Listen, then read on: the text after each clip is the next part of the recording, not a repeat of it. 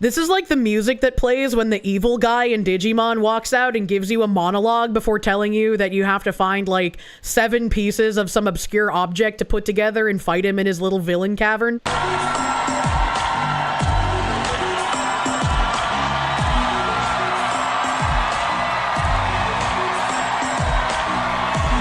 Just 100 million more corpses, man. This time, if we do the exact same thing we did 100 times over, 200 years, it'll work this time, bro. We're scientific, bro. Trust me, bro.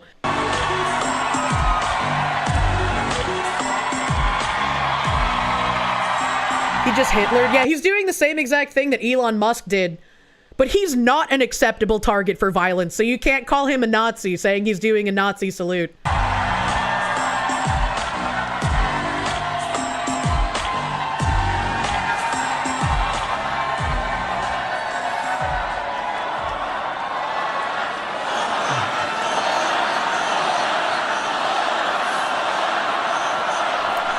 Didn't Hasan get barred from the Mamdani party? Yeah, he was told he wasn't on the list. His rhetoric is too hot for Mamdani right now. You gotta play those optics so you get more dumb people on your side first before you start interacting with things like that.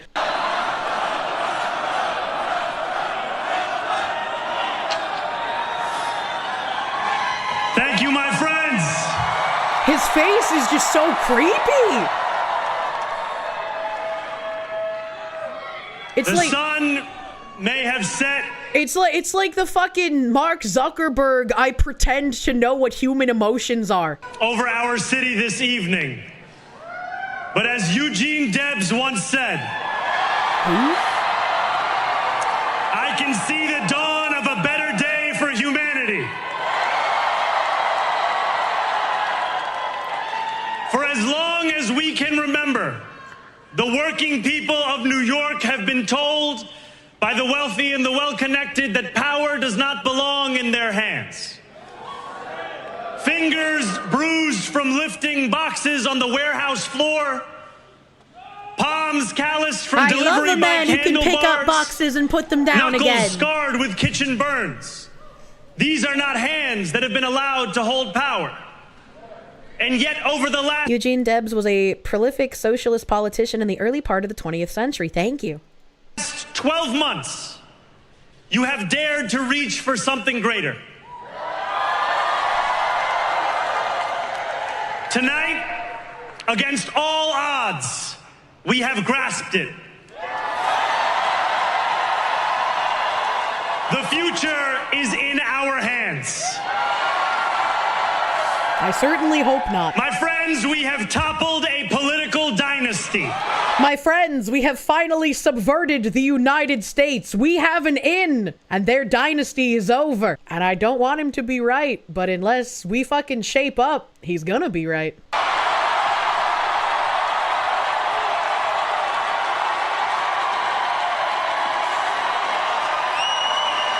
A dynasty in New York was hella blue already. They took New York City, which is like the iconic American city people think of. He's completely correct when he says that. He's not talking about red versus blue. He's talking about taking over America in general.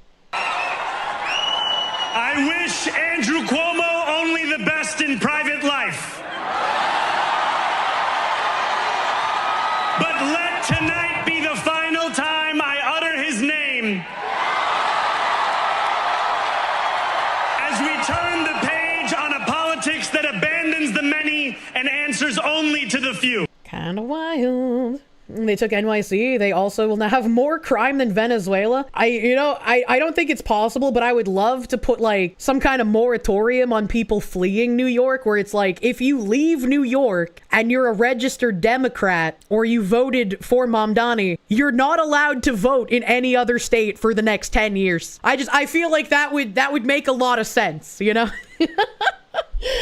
I don't think it's possible, but it's fun to think about.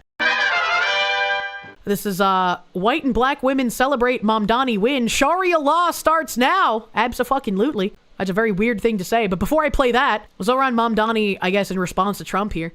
A nation betrayed by Donald Trump. How to defeat him. It is the city that gave rise to him.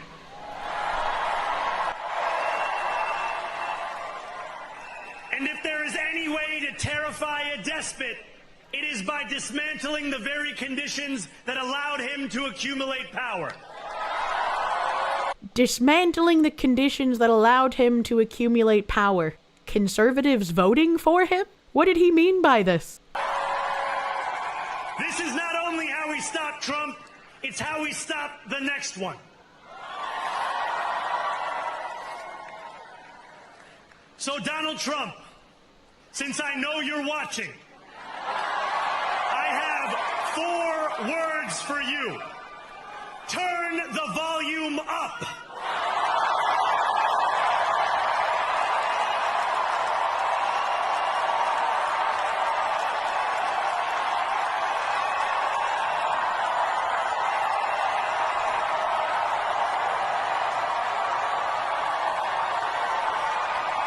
Seems coded. Yeah. I mean, I don't want to be like hyperbolic, but it does seem to fall in line with the other Democratic politicians just wanting to kill conservatives. It just seems a bit more coded instead of being as blunt as like the Virginia AG. We will hold bad landlords to account because the Donald Trumps of our city have grown far too comfortable taking advantage of their tenants. That doesn't make any sense. We will put an end to the culture of corruption that has allowed billionaires like Trump to evade taxation and exploit tax breaks. He's not going to do that because Democrats would absolutely ruin him since they take advantage of the same tax loopholes. In fact, there should be more tax loopholes. Give me more chances to pay less taxes, pretty please. We will stand alongside unions and expand labor protections because we know, just as Donald Trump does, that when working people have ironclad rights, the bosses who seek to extort them become very small indeed. New York will remain a city of immigrants, a city built by immigrants, powered by immigrants, and as of tonight, led by an immigrant. And destroyed by immigrants. What a rousing speech, honestly. And let's see what this one is. Your beloved New York City may well be led by a communist soon, Zohran Mandani, who in his... That fucking reporter couldn't even pronounce Mamdani's name correctly. That's so fucking great. That reminds me of that Kirsche tweet from the other day.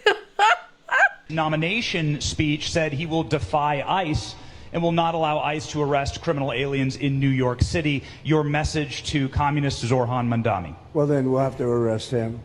Look, we don't need a communist in this country. I wish he was serious, but I can't see that happening, right? Like, Ilhan Omar is still here. He hasn't even been able to get that fucking other lady. I can't remember if she was also an attorney general or not, the mortgage fraud lady. I want to believe something will be done, but time and time again, I am shown nothing ever happens. But if we have one, I'm going to be watching over him very carefully on behalf of the nation. We send him money. We send him all the things that he needs to run a government. And by the way, they get about 3 times what you get, Ron. If you look at the per capita, Florida gets 1/3 of what New York gets in terms of the numbers. Why don't you give us those numbers? Yeah, well, because that's what we should send him. Yeah, well, like sometimes people say Florida gets more because they count Social Security recipients, but that's not money to the state. Those are seniors that live here. If they moved to North Carolina, you could count it there. So it has no interaction with the state government. They get more in the city and state governments than we get. Right, substantially. We're going to be watching that very carefully, and a lot of people are saying he's here illegally. I don't know. Hopefully they look into it. And then that brings us to a culmination of these best and brightest New York voters. Shariah law starts now. Absolutely. Zohran Mandani, Islamic Caliphate, our brother in Islam, Islamic Caliphate of New York starts today, baby. God, there is just something so electric, so satisfying about knowing that my MAGA parents, wherever they are probably having a horrible night tonight. I literally just got goosebumps thinking about it. Like, they are in such a bad mood, probably. I wonder if she's gonna think the same way as her apartment gets broken into. About the fact that Zohran just won and Prop 50 is gonna pass. Like, wow. God, I'm sorry. It just makes me feel good that my MAGA parents are probably upset right now. When the day starts with Dick Cheney being dead, it ends with Mamdani winning. Oh, yeah. What the fuck? I don't even like Dick Cheney. I didn't know he died, but who says that? Holy shit. That caught me off guard. I was not prepared. Oh my God. Get out the hijab, ladies. Holy shit. That's spoken like someone who thinks they won't be honor killed when they're inevitably used up. Yeah. Again, it reminds me of that picture of the Iranian Revolution of the two women hanging out the car celebrating the election. One of them had to flee the country and the other one got murdered. So, I mean, you know. Oh. I'm so happy. Oh my God, I'm so happy. These people are crazy. You think he died like 3 days ago? He died this week? Jesus. I voted for a commie to spite my MAGA parents' ironclad logic. I learned that people don't understand the, like, seriousness of voting in high school when everyone at my school was pro-Obama. And when my teacher decided to ask, like, even though you guys can't actually vote yet, like, who would you vote for if you could and why? And pretty much everyone said Obama. And I remember one girl said she would vote for Obama because he's black and that means he has big dick energy. Pardon? And I was just like, that's not why you should vote for someone. We have Minnesota over here. Minnesota State Senator Omar Fateh, running for mayor of Minneapolis, said on the Senate floor that the real terrorists look like my white Republican colleagues. And this is an old video as well. I like it when people on Twitter actually tell you that it's an older video, because again, it's important to not forget what people said. But I think it's bad that when you post something older and pretend like it's just happening. So this video is also from July. And I'm pretty sure I probably covered this in July when it happened. But here is Omar once again. Thankfully, he lost. We heard them being called terrorists. We heard them being called drug dealers. We heard a lot of insults. We heard that they're a threat to our national security. And that's a flat-out lie. You want to know who the real threat is, Madam President? I'll give you a hint. They don't look like our chief author. They don't look like the folks up in the gallery. They don't look like the folks on the rotunda. They look like many of the members that sit in the front. And you don't have to take my word for it. According to DHS, Madam President, the greatest domestic threat facing the United States comes from, quote, racially or ethnically motivated violent extremists, specifically those who advocate for the superiority of the white race. You know, I would have agreed with him until he said it was white supremacists, because I think those are fully and thoroughly demonized by literally everyone, no matter what their policies are. They're a very small, impotent group that has no power anywhere. Statistics say otherwise, yeah, but who cares about what statistics say? Have I ever read the Muslim Brotherhood's explanatory memo from the 90s? The strategy is decades long. I have not. Any serious country would arrest and deport him no more than 10 seconds after that word's left his mouth. True. Not our immigrants. We are safer and we're better off because of them. We're safer and better off because of the immigrants. And I wonder if he's talking about illegals, because that's always the case. They always try to conflate the legal immigrants with the illegal ones. A high demand for white racists, low supply, imagine. And we have who bankrolled Zohran Mamdani's campaign and the DSA takeover of the Democrats. This guy, El Sarsour, tells all. Mamdani's rise was never grassroots. It was bought and paid for by Care National. Linda Sarsour. That name is very familiar. Right now, I'm a little more quiet because I'm on the quiet side of this race. But I'm going to tell you that once November 4th comes around, I will tell the story. The story is not just that it's random that Zohran ascended to this place. It is our Muslim American communities. And I'll also say that it's Muslim money. the PACs that have supported Zohran, or a particular PAC that has supported Zohran, is probably over 80% of Muslim American donors in this country, high net donors, grassroots donors. And I want to make the point that the Unity and Justice Fund PAC, which is the CARE Super PAC, was the largest institutional donor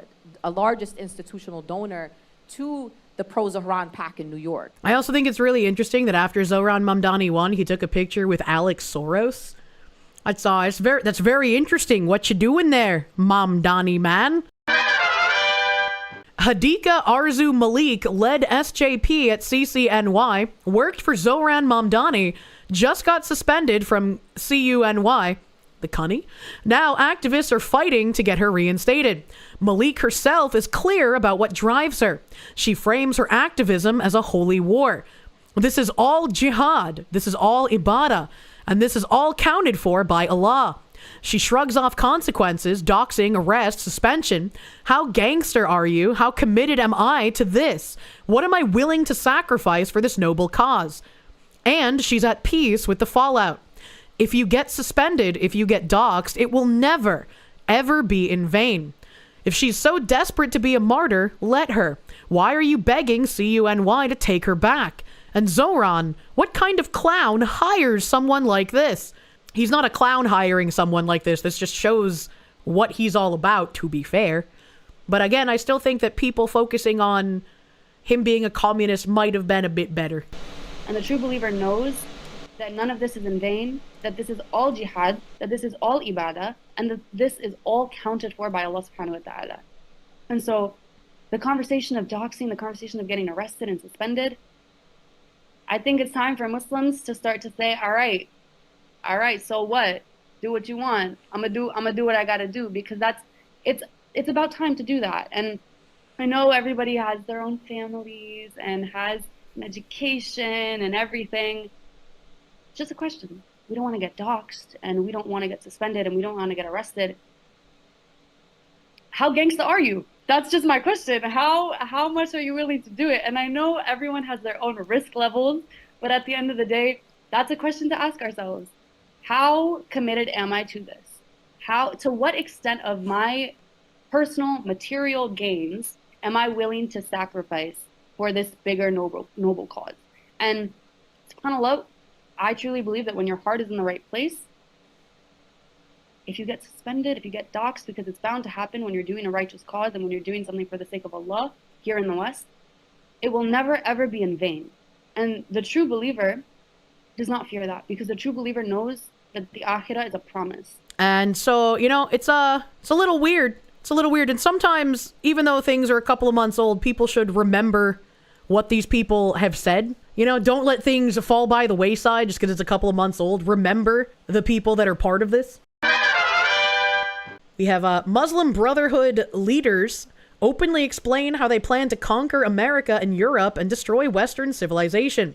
Muslims tried and failed to conquer Europe for 700 years through war. But now there's a much easier way. We can peacefully infiltrate via immigration with the help from naive Western governments and voters. Pay attention and you'll understand how New York and London ended up with Muslim mayors. Which is an interesting video, actually. 700 years of our trial to conquer Europe by force failed. They did something wrong, very wrong. They tried for many years to conquer Europe through wars, only wars. This is the soft Islamic conquest of the West. Basically, what the Islamic and again, I'm an Orthodox Muslim. What we couldn't do in the last, say, 20 years, now the West is doing it for us for free and even paying for it. True. Allah permitted them to live off the infidel while they are subduing them.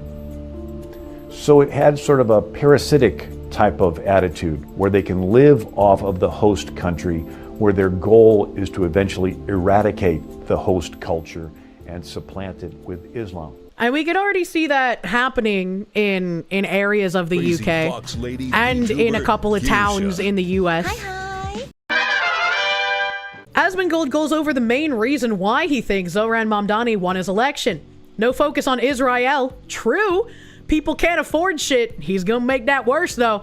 And he's young. True. We are really fucking tired of geriatric people being like 85 in politics. Young guys can't voted for Zohran. Number one. Also, to be fair to Asmin, he said reason why young guys, it was young women who overwhelmingly voted for him. Israel. Yeah. I mean, I think this is a big one. Yes.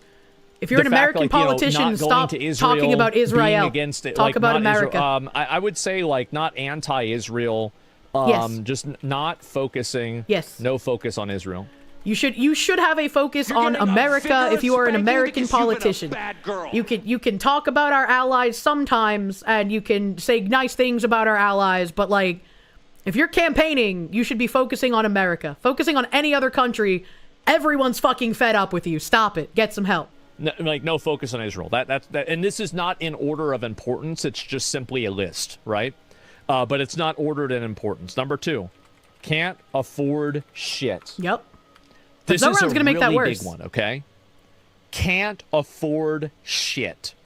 Now, what I mean by that is that they can't afford a car, can't afford a house, can't afford food, can't afford to go to college, can't afford to start. Groceries are in-fucking-sane. In-fucking-sane. And as much as I've, like, railed on Publix for quality a couple of times, like, Publix having the buy one get one free shit, that is, if you live near a Publix and you can get BOGOs, you are living crazy in comparison to anywhere else in the country. Not having access to a grocery store where I can get multiple items for the price of one has made my grocery bill go up insanely.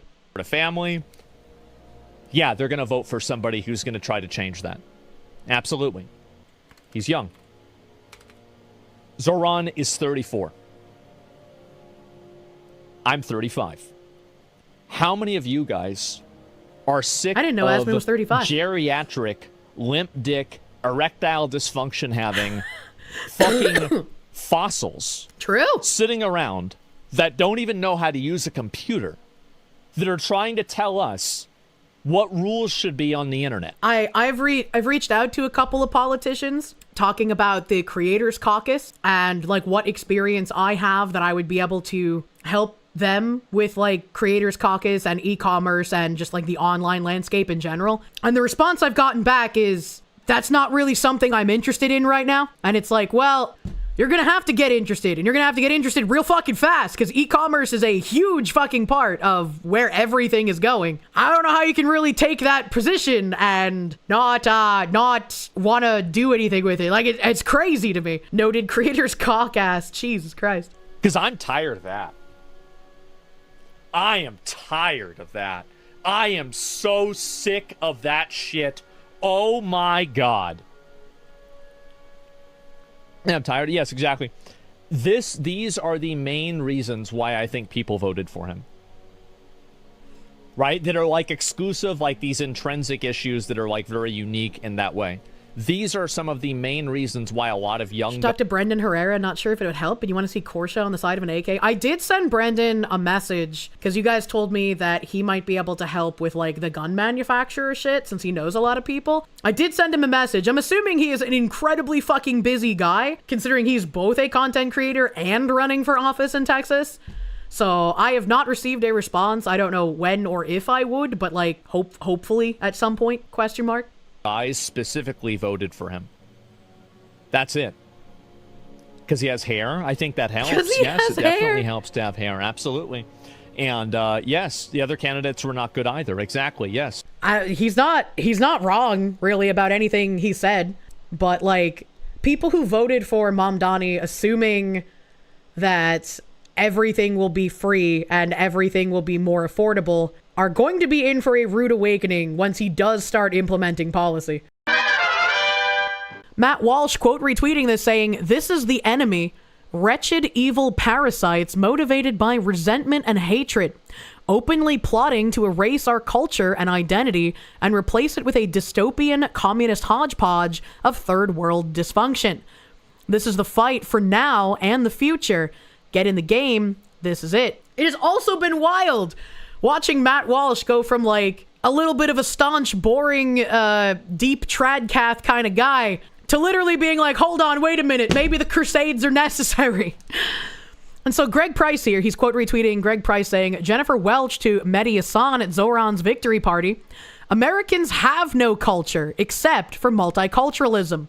Crusty white people need to learn how to embrace it. If it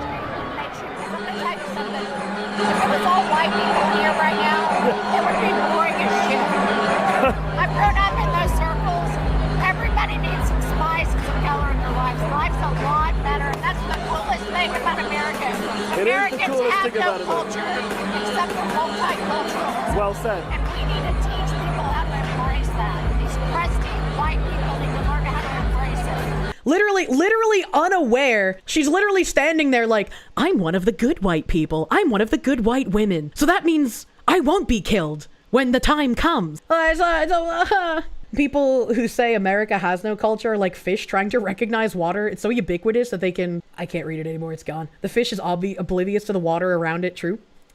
True and real. True and real, unfortunately. And that gives me a chance to tangent to an article I have from The Economist being real fucking weird. The Economist saying, make America procreate again among the MAGA fertility fanatics. Tech bros and religious conservatives have joined forces to boost the birth rate.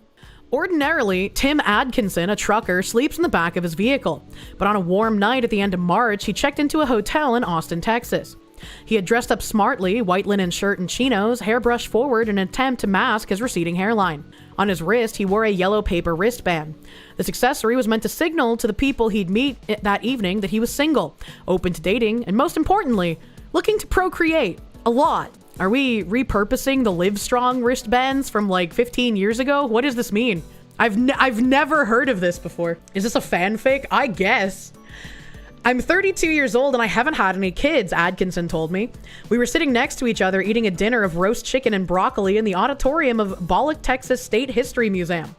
It was the opening ceremony of NatalCon, a 2-day conference that tasked itself with gathering the brightest minds in the world in search of new solutions to the global fall in birth rates. The 200-strong crowd was full of self-proclaimed pronatalists, those who believe that people, at least people like them, should be having more children, and that if they don't, society, at least as they know it, will collapse. That's a really weird way to put that, man. Atkinson, whose solitary life on the open road gives him a lot of time to think, was concerned that he was contributing to the problem.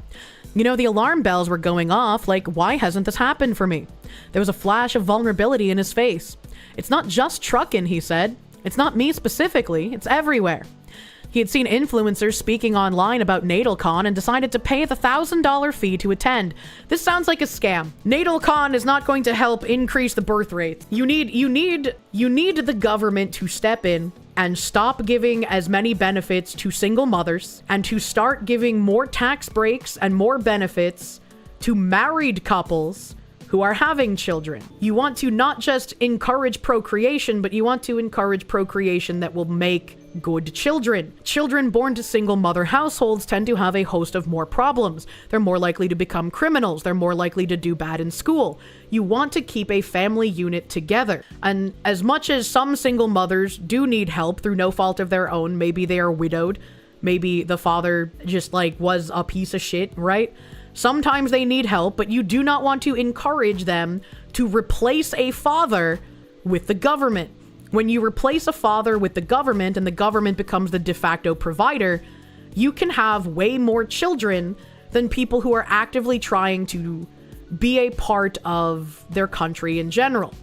When you have people who actively work and pay taxes and try to put themselves in a good position to give a good home to children, and they're not able to provide as much as people who rely on daddy government, you have a host of problems at that point.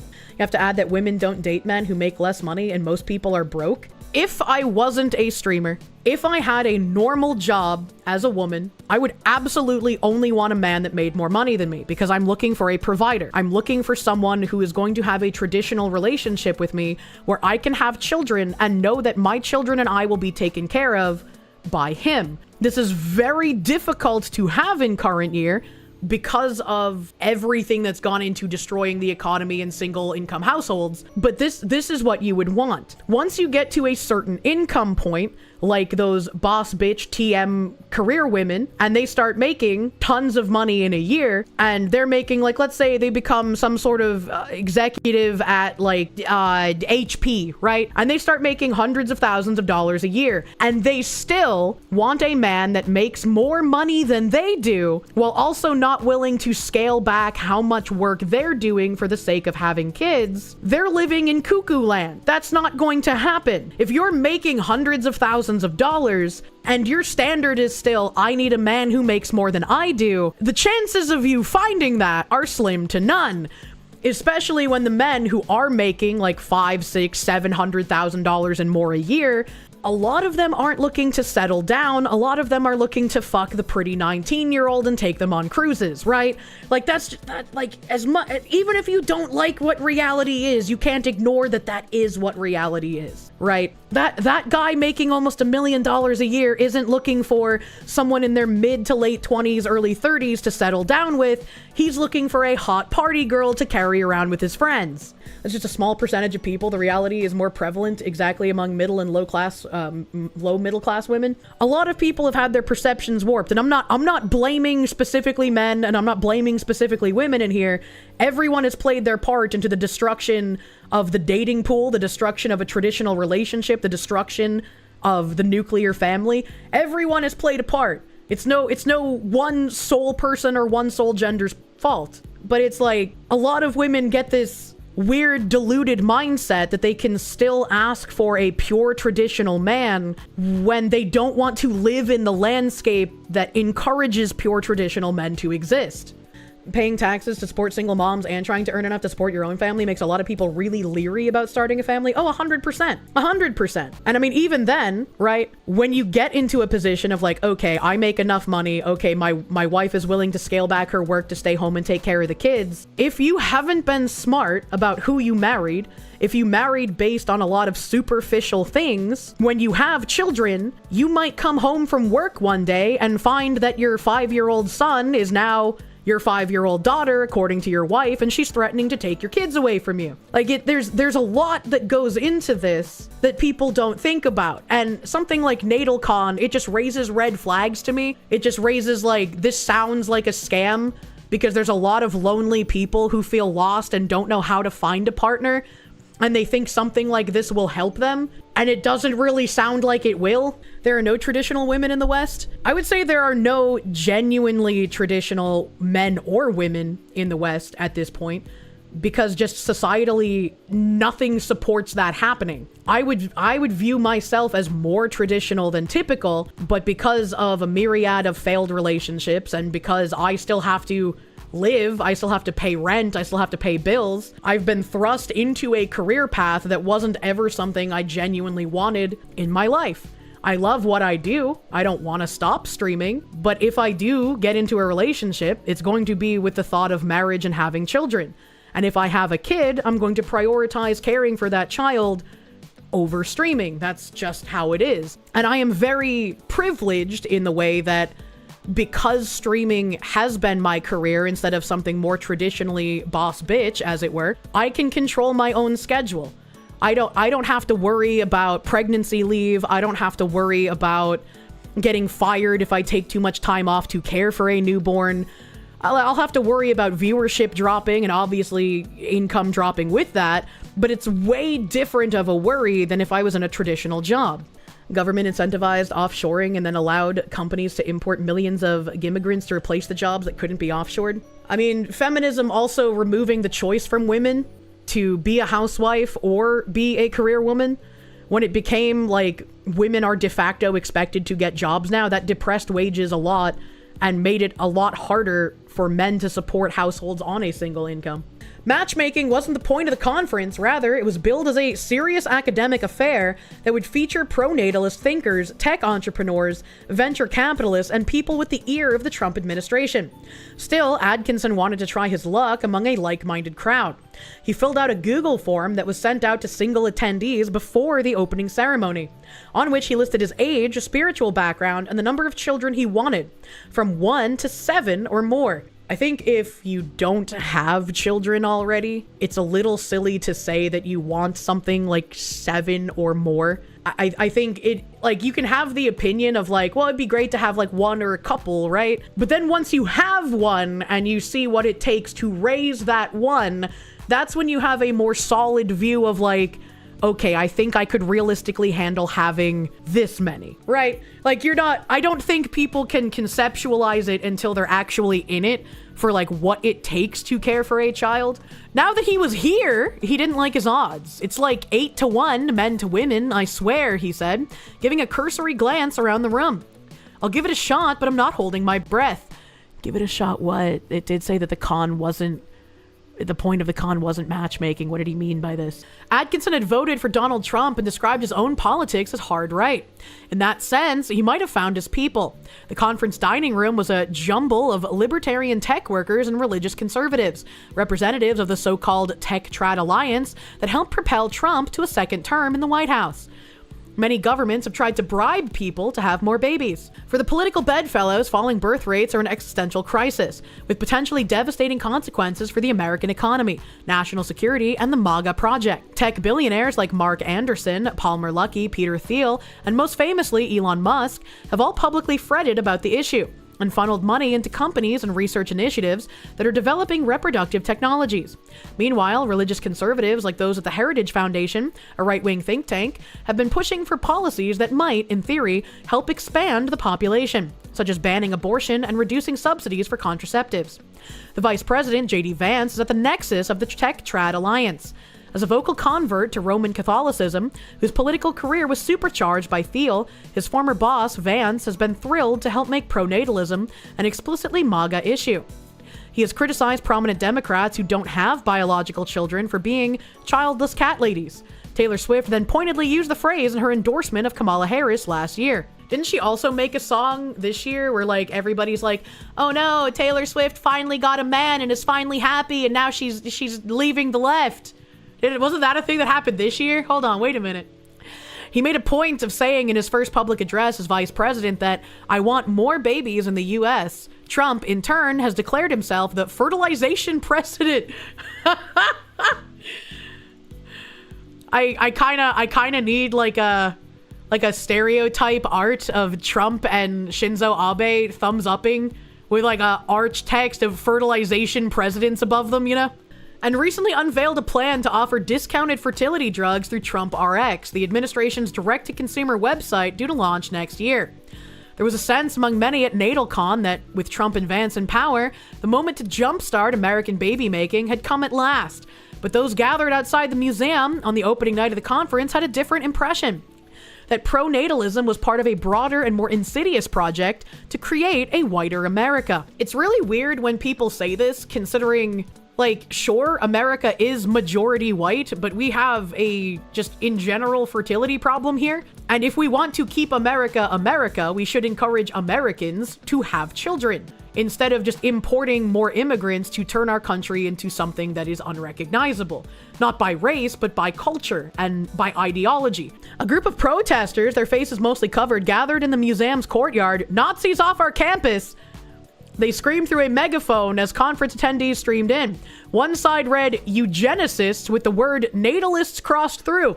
If you're someone who just wants to have babby, how does that make you a eugenicist? These people are retarded. Atkinson didn't mind being heckled. He said, I've been called a Nazi at least 500 times in my life, he told me with a shrug. He didn't see what all the fuss over pronatalism was about. The message is simple, go have babies, and the left is going nuts. That is kind of wild, to be fair. But also, he should probably care a little bit about being called a Nazi, because again, it's not a, haha, they're retarded anymore. It's a, they're literally calling you that to mark you as acceptable to murder. So, globally, birth rates are falling. Recent analysis by The Economist suggests that, if current trends continue, the world population is likely to peak at 9.6 billion in 2065, and then tumble. It is even possible that it might stop growing in the 2050s and never exceed 9 billion. America currently has a total fertility rate of 1.6 children per woman, meaning that it is well below the replacement rate of 2.1, the standard estimate of what's required to keep a population stable. But it is still more fecund, F-E-C-U-N-D. I've never seen this word. It's still more fecund? Fecund? Fecund? What is that word? Than Europe or East Asia, parts of which are reckoning with TFRs of 1 or less. In many ways, falling birth rates are a symptom of something positive, that more pregnancies are planned and more women are exercising agency over their lives. That's kind of a weird thing to say, in my opinion, implying that when women have baby, they're not exercising agency? What a weird thing to say. Japan and Europe are expected to lose half their population by 2050. I just think it's a really weird thing to say because when you think about how much aid is given to other countries from the Western world, importing all of those other countries to the Western world will make it so that less aid goes out to the other countries. And if you lose the population willing to give aid, yeah, that would cause a massive population tumble, would it not? Aid they don't deserve. Hey, I'm completely on the side of cut all foreign aid as much as humanly possible, but that's just like my opinion, man. But the consequences of population decline are uncertain. If each generation is smaller than the previous one, there could be fewer workers to shoulder the burden of caring for the elderly and servicing public debt. AI might compensate for a fall in the number of humans, but it's impossible to say by how much. Yeah, chat, I don't really feel like reading the rest of this article. Do you see how long this is? Do you see how fucking long this Economist article about actually it's bad to want higher fertility in the US is? That's wild. That's so fucking long. What the fuck? Danielle Grant is starving. And I thought this person said it really funny. I don't know who this person is, but she said, I've worked anywhere between 1 and 3 jobs since I was 15. The fact that even 1 cent of my paycheck goes towards feeding illiterate, obese garden gnomes is fucking demoralizing. It's really bad. Danielle Grant is starving. You know, I'm trying to see if I can get some food because we literally don't have anything to eat today or tomorrow. So You know what I did when I wasn't working and I was making like $50 a month because I just started streaming? I went to a church that did food drives and I got food from the local church. It might not have been a lot of stuff that I was crazy about eating, but it was helpful. It was very helpful, and I am glad that those resources exist. we're going to try to make ends meet, and we can. Desperate for food, nowhere to go. Grant and many others got to the Hope Line today just to make an appointment to come back later in the week for food. Resources are slim, leaving 40% of Bronxites without money to feed themselves. Some still in shock. You heard things before, but it's like, they're not gonna let people starve. That's ridiculous, but it's like, no, that's literally like what's happening. We hope the food pantries maintain open, because if they don't stay open, I really don't know what we're gonna do next. We asked people their reaction to hearing that the Trump administration will partially fund the SNAP program. People say it's not going to do much. They have families to feed. And she has the similar creepy face to Mamdani. She has the similar, like, super creepy, uncanny valley, I would not trust this woman in close proximity to me face. And already struggled at the end of every month when they were receiving the full amount. Wow. Wow. At least there's something to hold on, but I think everybody's gonna have to get a second job. It doesn't really last. I don't know what that guy does for work, if anything, but like, if he opened a pizza shop, I'd buy pizza from him. He looks like a pizza shop guy. Whole month, probably like 2 or 3 weeks, and then by the last week, you gotta scramble to find, things. This couple has 4 kids. The mom says pantries aren't always reliable. They have limited supply, or by the time we get to the front of the line, then it's really nothing there. So it's hard. She says she's holding on to faith. Meanwhile, others are worried hunger will drive crime rates up. We don't know how much money will be reloaded onto people's cards and when that will be. I don't think it'll be hunger that drives the crime rate up. I'm gonna be real with you on that one. I'm gonna be real there. A black man says he found the white family that purchased his ancestors as slaves centuries ago. He basically admits to stalking them, said he looked up their house on Zillow. If I wanted to today, I could pull up on their fucking house. One day, I will. Found the white family that purchased the first black wood of my bloodline. Mm-hmm. How about the people that sold your family from Africa? How about the people that trafficked them here on ships? What about those people? What about those people? Off the slave ships in Charleston. Yep, that's what we came off of. If I wanted to today, I could find the White Wood descendants in southern Georgia and pull up. Wait, the White Wood descendants, wouldn't that mean that race mixing happened? Wouldn't that mean that the former slaves that were brought here to this country from his family had sex with white people in America and continued on the family bloodline, possibly not even being slaves any longer? It's a little confounding. You'd kill your own family for things that ancestors hundreds of years ago possibly did? Like, up on a fucking house. One day I will. Yeah. Literally a threat. Literally, one day I will, he says. If I had that last name, I would be terrified that somebody would just come to my house and murder me for something I had nothing to do with. They ain't got no money, though. I Zillowed they crib. They broke. Like, yeah. That's the thing we'll talk about with slavery, man, is that there was a lot of white people fumbled. Like, y'all. They fumbled the bag. Yeah, you had working for you, you still couldn't come up. How you broke and you had slaves? Yeah, that was valuable. That was gold. They fumbled, bro. That is a really disgusting way of thinking and living your life. I could not imagine holding some kind of like generational hatred in this manner. Unironically insane and dangerous. Really fucking cracked shit in the bad way. And then Jeremy here, Jeremy from Geeks and Gamers, he posted a little video. Said, best explanation about what happened tonight from the best governor. Well, first of all, Jack would have won 4 years ago, and he would have won tonight if you just take all the Republicans who've left New Jersey since I've been governor and moved to Florida. If they could have still voted in New Jersey, he would have won both of those races. Same thing with New York City. Maybe not a Republican, but, you know, Giuliani would not be able to win with this electorate the way it is now. Because what happens, Sean, is a leftist politician gets in, whether it's destroying a state like California, Illinois, New York, whether it's a city like New York City or Chicago. And the people that it tends to drive off are the center-right voters. And so when they leave, the resulting electorate is actually more liberal. That's how you go from Lori Lightfoot to Brandon Johnson in Chicago, which is digging the hole deeper. Yep. That's why you've gone from 8 years at de Blasio, now leapfrogging here 4, to have Mandani, who's even going to be worse. And what we found in Florida is, first of all, we're not asking for anyone to move. I mean, people have talked about putting a tariff on people moving in at this point. Kelly Ayotte, I think is her name. Ayotte, if I have the last name correctly. She's the governor of New Hampshire. She bought like a little billboard thing and put it in New York City, welcoming fleeing business people to come to New Hampshire. And it's like, that's cool and all, but also you only want people to move to New Hampshire that would actually embody the live free or die mentality. You don't want a lot of the New Yorkers who are going to be fleeing going to that state because they're going to fuck it up. And you can't have a motto like don't mass up New Hampshire while also welcoming in a scourge of people that would ruin your state in the same fucking way. You're in Columbia, South Carolina. It's already blue. You don't want an NYC blue. Don't tell everyone your favorite fishing spot. Let's just keep pretending New Hampshire doesn't exist.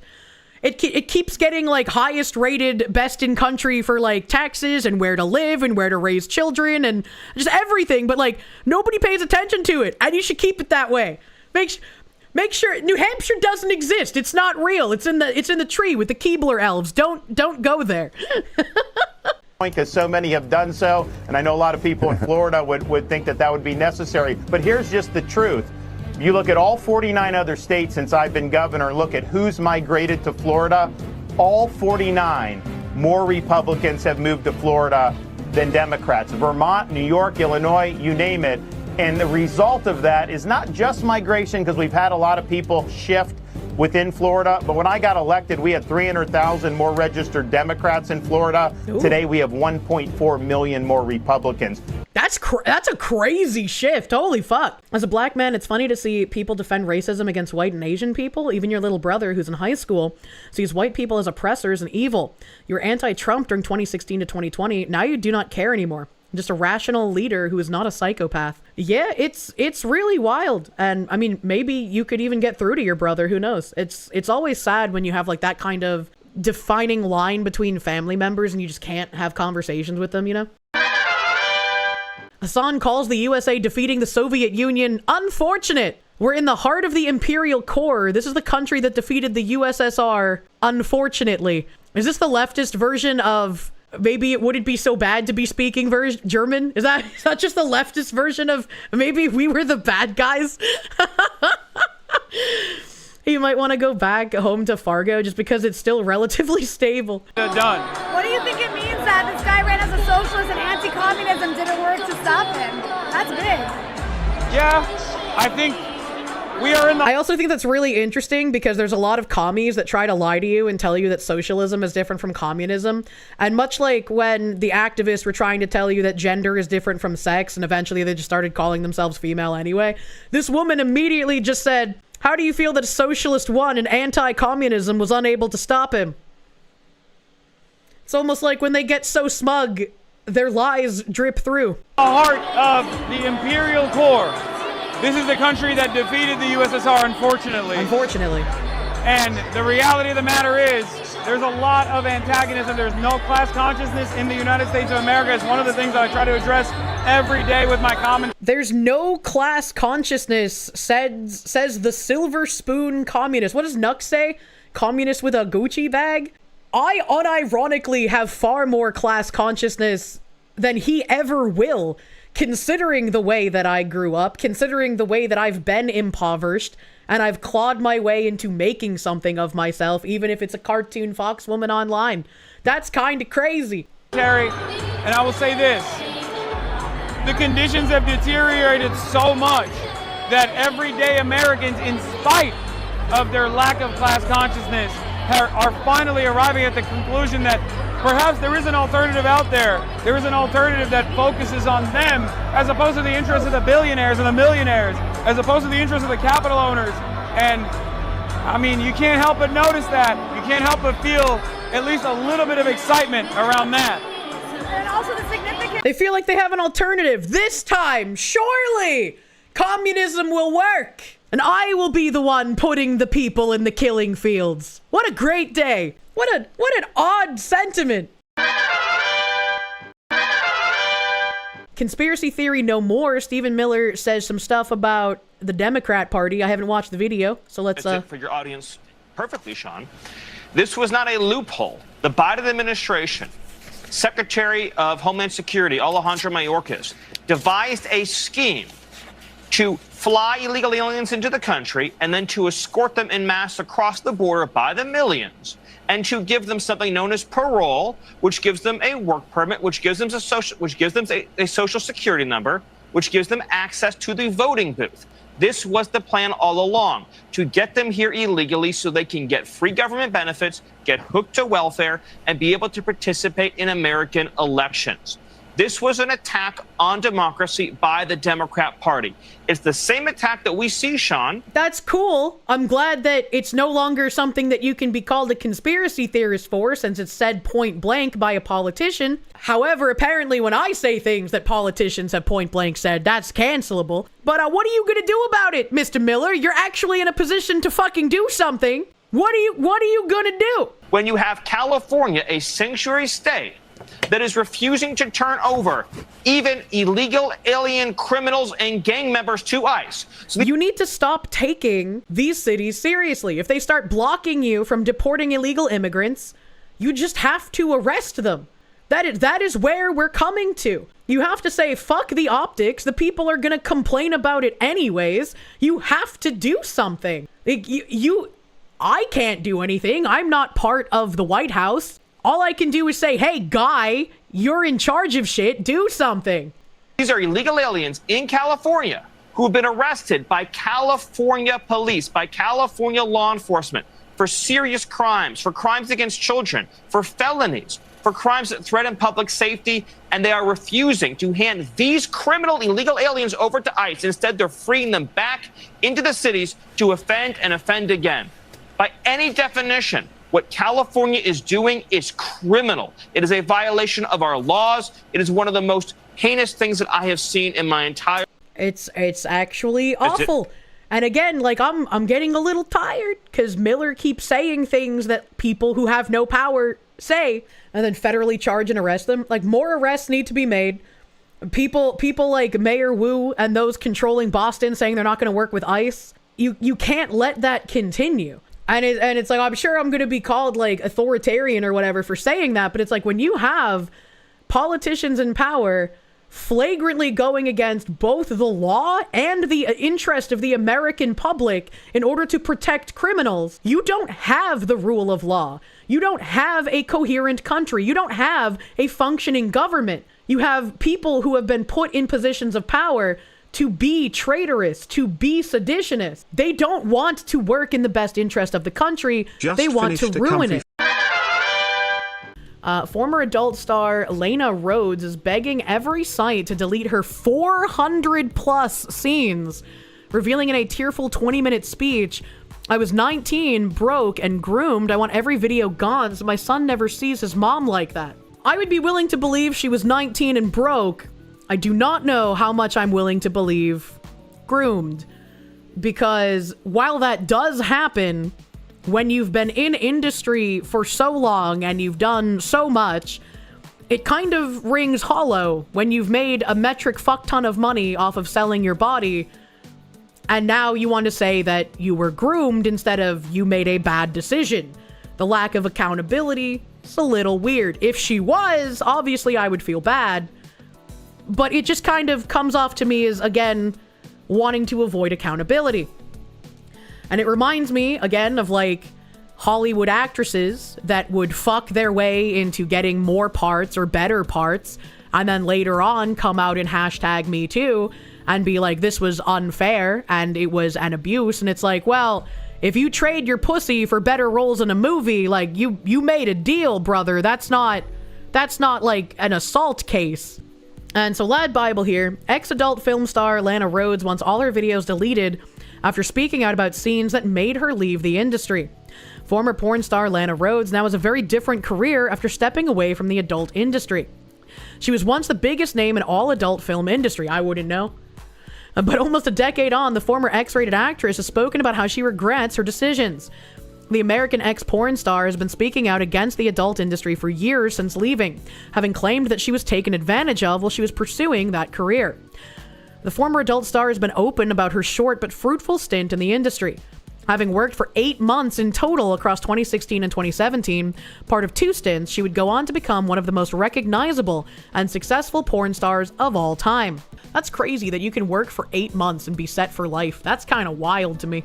As well as being voted Pornhub's most popular female performer in 2019, Rhoades enjoyed a long spell at the top of the website's most popular performers, years after she'd left the adult industry. But that doesn't mean she's particularly proud of her time on screen. Rhoades, 28, has been very vocal about her dislike for the adult industry, having penned a long statement on Twitter back in 2020 about being over-sexualized since embarking on a new career path.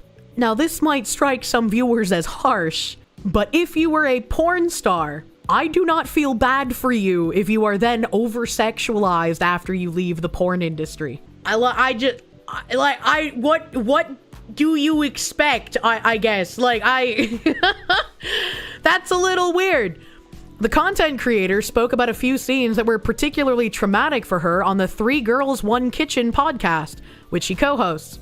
She explained, there were 3 to 5 that were really traumatic for me, whether it's being sent to a set with someone who was way too old, or being pressured into doing something that I was scared of doing because it was too extreme. That can definitely be very traumatic. Rhoades didn't shy away, claiming it was the 100% contributor as to why she called it a day on her porn career. Is she going to explain, what those scenes are? Because, I mean, again, after all of the shit that I have seen in, Jav and, Queen Snake, respectively, she should never be pressured into doing anything she doesn't want, and that's incredibly, incredibly fucked up that anyone would do that, especially in an industry like porn. Because when you're doing something like that, and I don't believe you should be doing something like that unless it's with someone you love, because you're giving up a very intimate, very vulnerable part of yourself. But if you are going to treat that like a commodity and you're going to go into porn, there should still be a level of respect where you aren't just ignored when you say, I don't feel comfortable with this, right?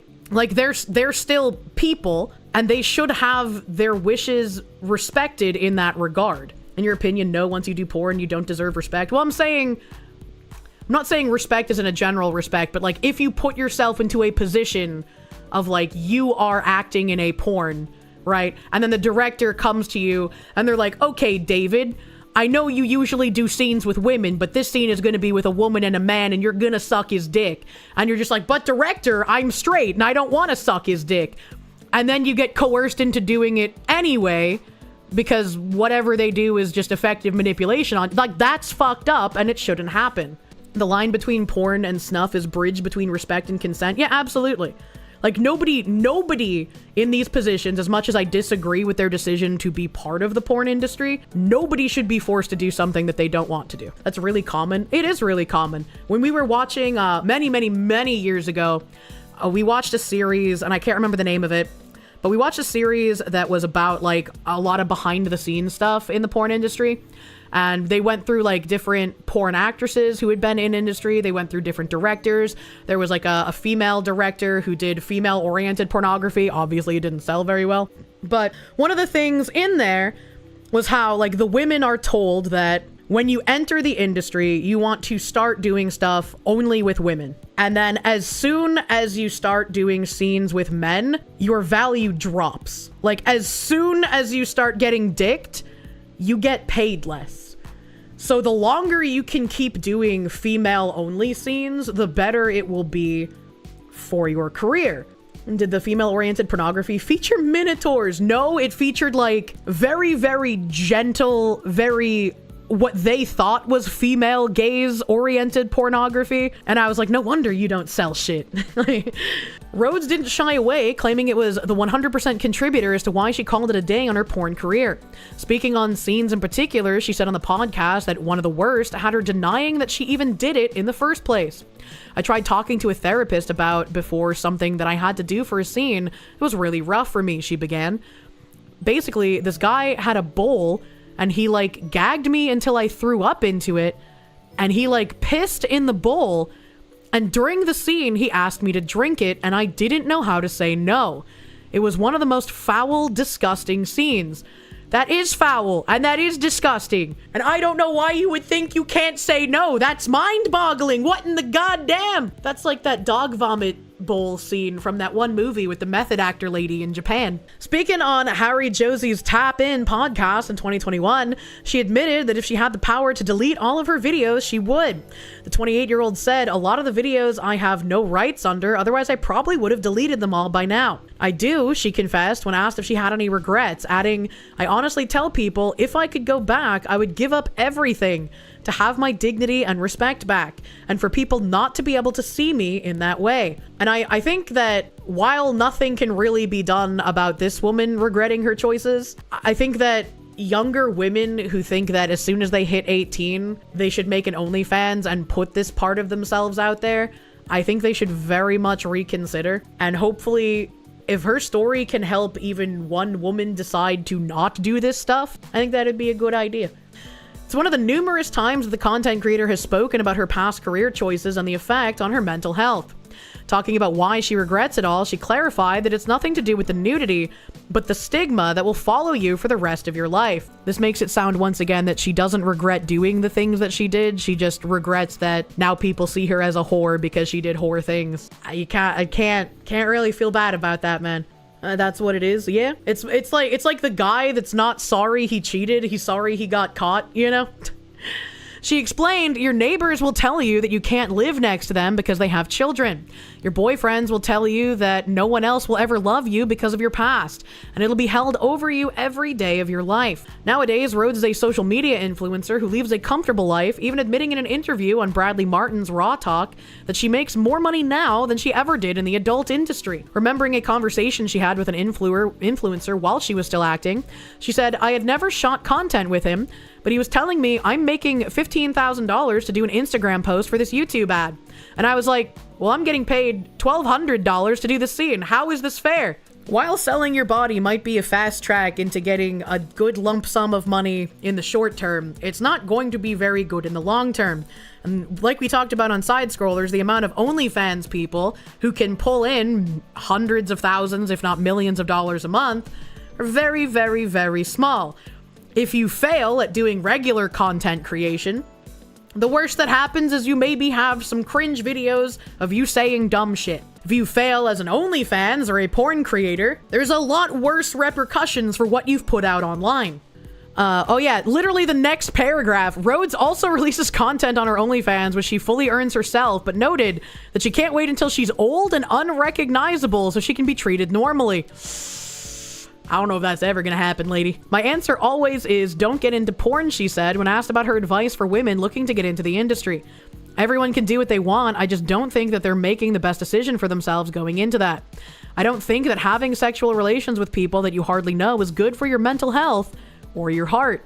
Well, that would also encompass OnlyFans, lady. I don't know what you mean by that. I don't know what you mean by that. And that's why it's like, I would feel fine doing like voice acting for a hentai game because it would be a character that's not me. But if I were to release like fucking JOI or some shit like as me, like that would be uncomfortable and I would feel really fucking weird about that.